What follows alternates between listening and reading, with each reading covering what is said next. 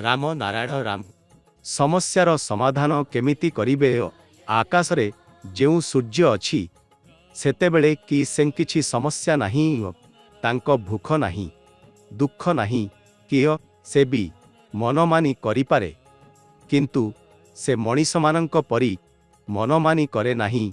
पृथ्वी रे जेउ मनीषंक हातरे शक्ति आसी जाए से मनमानी करिबा आरंभ करि दिए। भारत सरकारंक जेउ संविधान अछि सेहिटी एठी प्रयोज्य होइगला, किंतु प्रकृतिर संविधान पृथ्वी रे प्रयोज्य होई पारिला नाही। प्रकृतिरु मनीष आसिछंती एवं प्रकृतिर उपरे निर्भर करुछंती।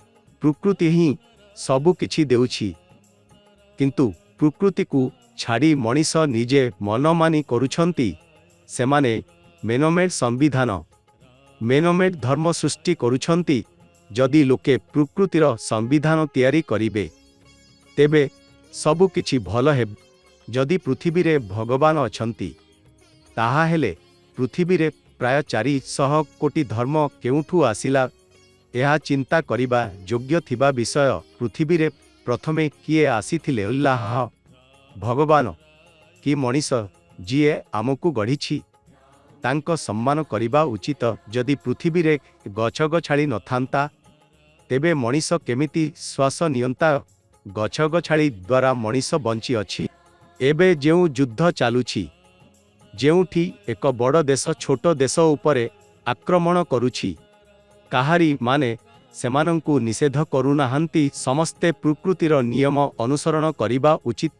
जदि संविधानर कथा कहा जाए तेबे लोकमानंकु निजर अधिकार विषय रे ज्ञान नाही, सेमानंकु मौलिक अधिकार विषय रे कोनोसी धारणा नाही। लोकंकु उच्च निम्न, धनी गरीब भावे विभाजित करा जाइछि।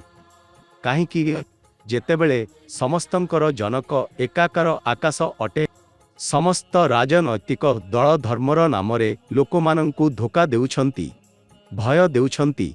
राजनैतिक दल एवं धर्म लोकंक गरा धरी रखिछि। लोकमाने दोलायमान अछंती कण सठिक एवं कण भूल। धर्मर ठिकेदार मानंकर मध्य दायित्व अछि, किंतु सेमाने एहा पूरण करंती नाही। सेमाने निज स्वार्थ बिना लोकंक सेवा करिबा उचित, किंतु सेमाने एहा करुनाहांती। व्यक्तित स्वामित्व को प्रोत्साहन देवा धर्म नुहे। पृथ्वी रे जेते दिन पर्यंत व्यक्तित स्वामित्व रहिबो सेते दिन पृथ्वीर कोनोसी कल्याण हेबो नाही। मनीष पृथ्वीर कोଳରେ अछि प्राय 4000 वर्ष पूर्वरे कोनोसी धर्म थिला नाही। पुरातन कालरे प्रत्येक व्यक्ति कहूथिले कर्म ही आमर धर्म अटे। कोनोसी धार्मिक ग्रंथ खोली पढ़ंतु एही उल्लेख मिली। महागुरु बालक ब्रह्मचारी जी कहंती कर्म मनीष करे नाही, एहा आम सृष्टि करे। जिए आमकु एठी पठाइछि, जिए आमकु जन्म देइछि से हेउछि आकाश एवं प्रकृति।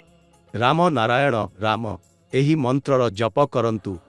एही शक्ति समग्र ब्रह्मांड को उद्धार करि पारि।